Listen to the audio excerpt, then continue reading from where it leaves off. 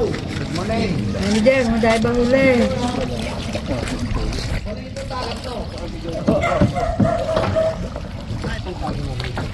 Hindi pa nalabas bang kaso?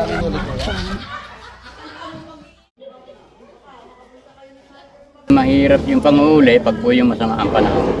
Medyo hindi po mapanatag yung mga mangingisda. Ang mahirap naman dito sa Lawa, may season kasi din dito ng panguhuli. Lalo ngayon naharap tayo sa Amihan season, talagang walang makalabas dito.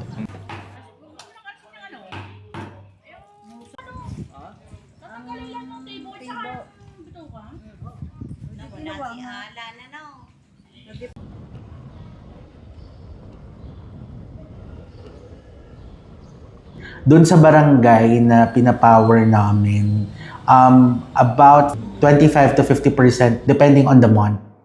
For solar, especially our best month is the summer months. So, kahit mag-maintenance mode yung mga plants na yon, the solar plants will be producing. So, hindi na tayo mag-yellow alert dapat. Nagkaroon kami ng pangamba dahil ang alam namin baka kami mawalan ng pangisdaan o posibleng mabawasan po yung aming pangisdaan. Kahit kami mag-humiga dyan pagrarally, wala naman po kami magagawa talaga eh.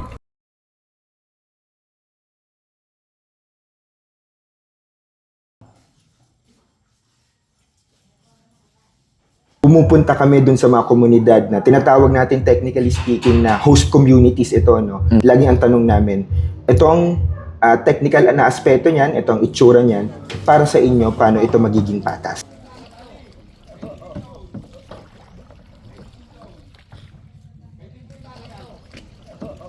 Humihiling po kami ng number 1 po pagka yung naikabit na po yung solar panel, magkaroon po ng regular na leak seeding po.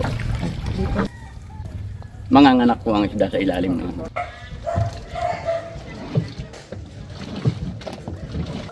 Sa pag-unlad, wala kaming tutol. Yun nga lang, talagang medyo may konti tayong agam-agam kasi maapektuhan yung talagang pangingisda.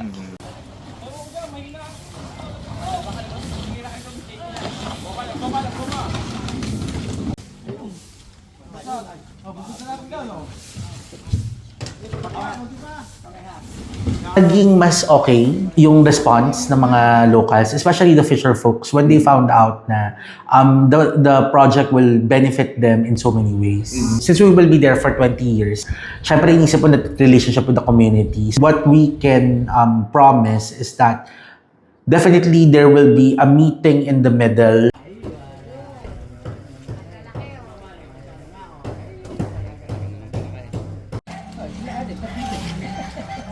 Tingin natin ito ay isang magandang kaso ng Just Energy Transition at unang magiging kaso ng Just Energy Transition sa Pilipinas kung saan tatayo ang lahat doon sa negotiating table at lahat tayo ay equally happy.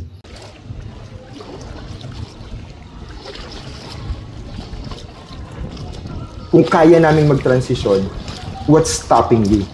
Bilang may kapasidad, bilang may resources, at bilang historically kayo yung polluters.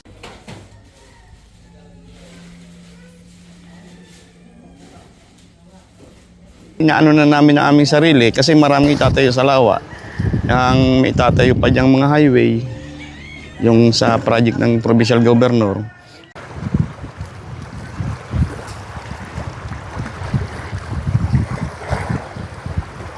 Malaki nga ay pinagbago ng Lawa ay hindi kagaya nung araw na marami siyang mga halamang dagat, halaman sa Lawa na pinagtataguan ng isda. Ngayon masyado ng ang Lawa, kumbaga sa polluted na masyado.